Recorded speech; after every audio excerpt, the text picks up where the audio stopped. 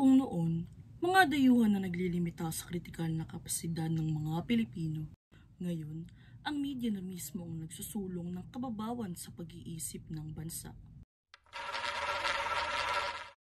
Ayon kay Renato Constantino, naging daan ng edukasyon upang pahinain ng kritikal na pag-iisip ng mga Pilipino. Sa panahon ngayon, ang media na ang bagong anyo nito. Kabilang narito ang impluwensya ng online gambling na naging dahilan ng pagkababaw ng pag-iisip ng mga manlalaro at nakaapekto maging sa kanilang personal na pamumuhay. Batay sa ulat ng Agencia Fides, lumalabas sa isang survey na mayroong 66% ng mga kabataang Pilipino na edad 18 to 24 ang nagsusugal online.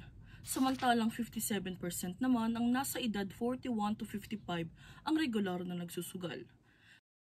7 sa bawat 10 respondente ang nagsabing gumagastos sila ng humigit kumulang 1,000 kada isang linggo sa online gambling. Kung ating lubos na iisipin, ito ay halos katumbasan ng 2 araw na pagtatrabaho at ng isang minimum wage earner. Sa parehong ulat, inahinuntulad ng obispo ng Pasig at ng pangalawang pangulo ng CBCP na ang paglaganap ng online sugal ay isang bagong uri ng virus. Dahil sa dami ng mga Pilipinong nalululong dito, laganap ito sa mahihirap man o mayayaman.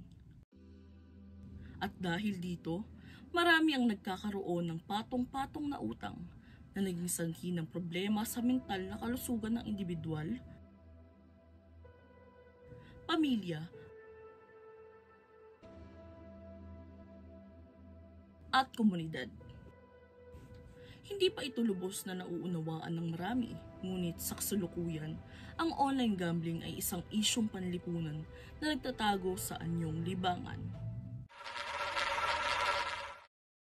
Isa sa mga dahilan ng paglalaro ng online gambling ay ang kagustuhang magpalipas ng oras at ang aliw at libangan na nakukuha nila mula rito. Ang iba naman ay naaakit dahil sa impluwensya ng mga artistang nagpo-promote nito. Katulad na lang ng pahayag ni Sionil Jose, tayo ay nagiging mababaw sapagkat hindi natin sinasanay ang ating sarili na makisangkot sa gawaing may saysay. Tulad ng pagpapalaganap ng literasiya sa Pilipinas. Sa halip, sinasanay natin ang ating mga sarili sa mabalisang aliw. Ganito rin ang naging epekto ng online gambling sa mga manlalaro. Bagaman nagbibigay ito ng panandali ang kasiyahan, nagiging dahilan din ito ng paghina ng kanilang kritikal na pag-iisip at ng patuloy na pagkakalugmok sa mababaw na anyo ng aliw.